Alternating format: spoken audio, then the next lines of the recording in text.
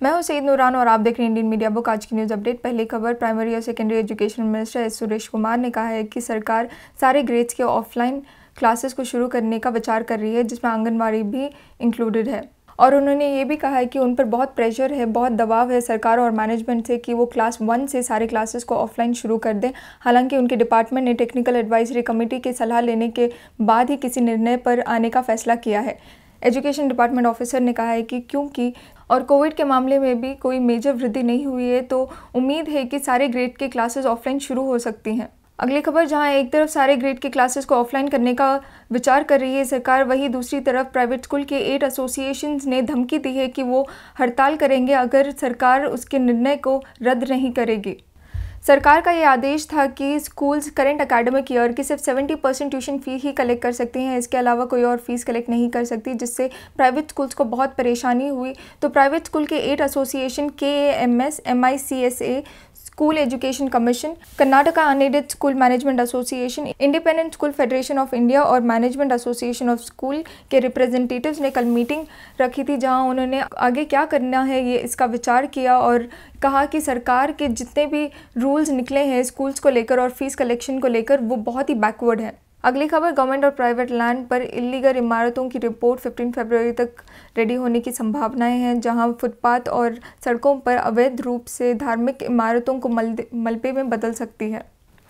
High court से मिली चेतावनी के बाद गवर्नमेंट प्राइवेट प्रॉपर्टीज़ पर मंदिरों, मस्जिदों, चर्चों, गुरुद्वारों के सहित इलीगल धार्मिक इमारतों पर बड़े पैमाने पर सर्वे करने का कहा है। BBMP ने 15 फरवरी तक रिपोर्ट तैयार करने की उम्मीद दी है। इससे पहले की गई सर्वे के मुताबिक 1588 अनऑथराइज्ड रिलीजियस बिल्डिंग्स का डेटा हाईकोर्ट को सौंपा गया था, लेकिन हाईकोर्ट इस रिपोर्ट से खुश नहीं थी क्योंकि इसके अंदर स्पेसिफिक डिटेल्स मेंशन नहीं की गई थी कि वो परमिशन के साथ बने हैं या विदाउट परमिशन के साथ। लेकिन अब BBMP के कमिश्नर ने उनके ऑफिशियल्स को ये डायरेक्शंस दी है कि वो एक बड़े पैमाने पर सर्वे करें, जहाँ वो पूरे डिटेल्स एकजुट कर सकें और वो रिपोर्ट हाईकोर्ट को सौंप सकें।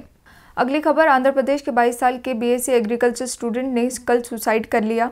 ये घटना चन्नपटना के पास बेलीकेरे गेट, रामनगर डिस्ट्रिक्ट में संपूर्ण ग्रुप ऑफ इंस्टीट्यूशंस के 7th सेमेस्टर के स्टूडेंट VC कुमार रेड्डी ने अपने कॉलेज के वॉशरूम के विंडो से लटक कर जान दे दी। इस घटना के बारे में तब पता चला जब कुमार के क्लासमेट उसको ढूंढने निकले और उसको हॉस्टल के वॉशरूम में लटका हुआ पाया। पुलिस का कहना है कि उसने एक वायर की मदद से अपने आप को विंडो से लटकाया।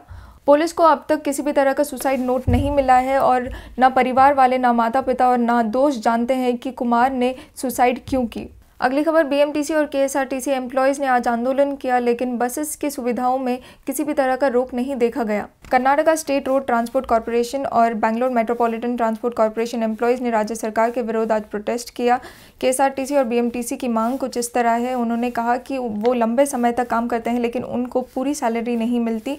वो चाहते हैं कि उनकी सैलरी वक्त पर उन्हें मिल जाए और महिलाओं के लिए वर्किंग आवर्स को कम किया जाए और उनको मेडिकल फैसिलिटीज़ भी दी जाए।